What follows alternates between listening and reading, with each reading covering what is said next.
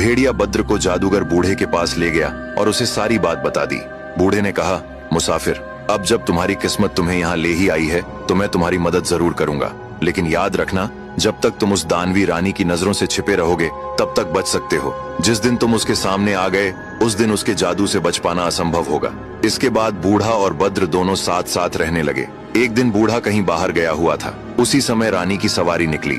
सवारी देखने के लिए बद्र बाहर आया। अचानक रानी की नजर बद्र पर जा पड़ी।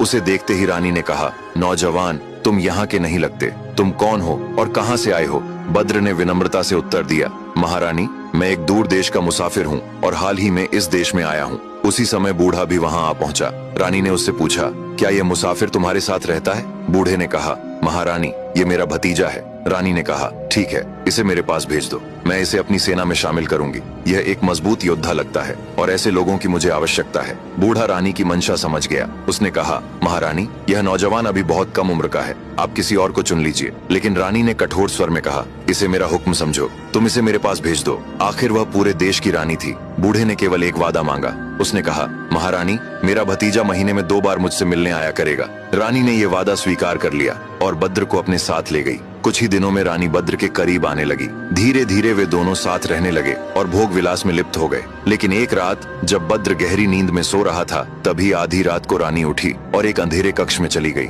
वहाँ उसने एक अग्निकुंड जलाया, एक पात्र में आटा घोला और किसी मंत्र का जाप करने लगी। अचानक उसका शरीर बदलने लगा। वह अब मनुष्य नहीं बल्कि एक भयानक दानवी रूप में बदल चुकी थी। यह सब बद्र छिपकर देख रहा था। उस रूप को देखकर उसके होश उड़ गए। अब आगे की कहानी जानने के लिए देखिए अगला भाग।